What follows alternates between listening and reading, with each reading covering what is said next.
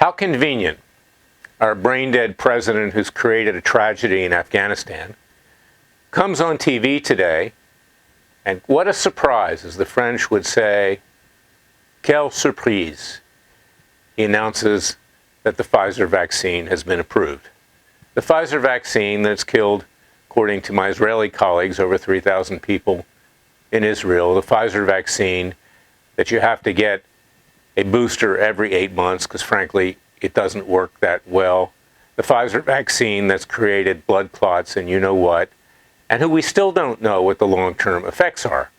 But, of course, the government, which lies to the American people time in and time out, the Food and Drug Administration that I used to defend and bring cases for when I was a U.S. Department of Justice lawyer, when I was a young lawyer, you can't believe it. It's in the hip pocket of Big Pharma, making trillions and trillions of dollars. And of course, Biden comes on. He wants to talk about that. He doesn't want to talk about Afghanistan, where people are dying right and left, where ISIS has been reconstituted already and is a threat to what's going on at the airport, where military equipment has fallen into the hands of the enemy, where the Taliban now is dictating to us that we have to leave by August 30th. What a disaster. This is where we are right now.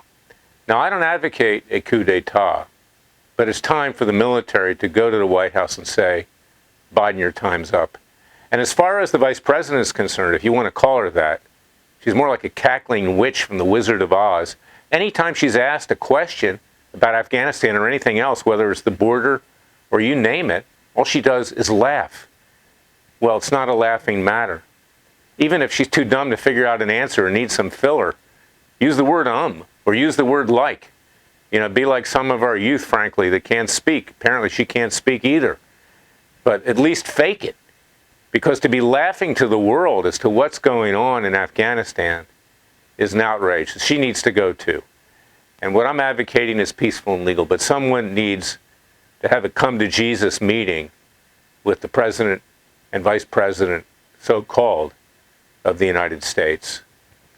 Then, of course, yesterday, I was listening again to Latin music. I like to do that on the weekends sometimes.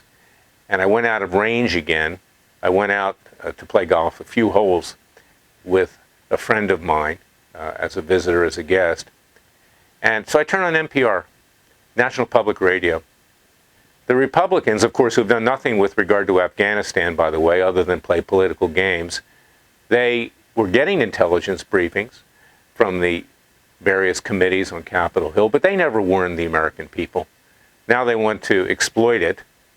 Well, those Republicans, who are equally responsible for the tragedy in Afghanistan, they have never eliminated National Public Radio. Why are we paying for the garbage, for the leftist crap that comes out of NPR? What I heard were people on there, most of them, kids, with high-pitched voices, squeaky voices. Well, my cat's been nasty to me. My cat's a capitalist. And this is what you hear on NPR. Then you hear about suicide rates against different groups, different ethnicities and races and religions. Well, you know what? We're all one people, but they want to divide people. Then you hear critical race theory. Then you hear that there's systematic racism. Why do we, the American taxpayer, have to pay for this? And this is another example of the complete ineptitude and worthlessness of the Republican Party. It's why we need a new political party, and I'm forming one, the New American Independence Party, a separate organization. Watch what we do. Why is it when you listen to commentary, wherever it may be, on cable news, even on talk radio, it's either Democrats or Republicans? Why is it just that? I'm a competition lawyer. I helped break up AT&T when I was at the Justice Department. You need competition to keep people honest. You need competition in big tech. You need competition in labor forces. You need competition in law firms. You need competition with everyone. You need competition with federal judges because they're not in competition with each other. They all circle the wagons, Democrat and Republican appointed. They don't protect America. This is why I wrote my book, It Takes a Revolution, Forget the Scandal Industry. Jefferson said federal judges and Supreme Court justices, unelected, unaccountable to the people, would become despots and tyrants, causing us to shed the blood of patriots and tyrants yet again, about every 20 years or so. He didn't want to see that. I don't want to see that. So read my book, It Takes a Revolution, Forget the Scandal Industry. We need to educate. You know, when I was out on the golf course for a few holes yesterday, there was a nice couple that was behind me, and we joined each other. And he said to me, he was a member of this club, and he says, you know, great golf course, but we haven't been able to finish the clubhouse. It's supposed to be renovated. And I said, why is that? And he said, because we have no workers. No one wants to do it. And then I said to him, you want to know why you have no workers? Because Biden, Harris, and the Democrats are handing out free money to people. Why should they work when they're getting free money? He looked at me like I was crazy. And then he said, have you gotten a vaccine? I said, no, I haven't gotten a vaccine. What do I want to get a vaccine for? The thing doesn't work.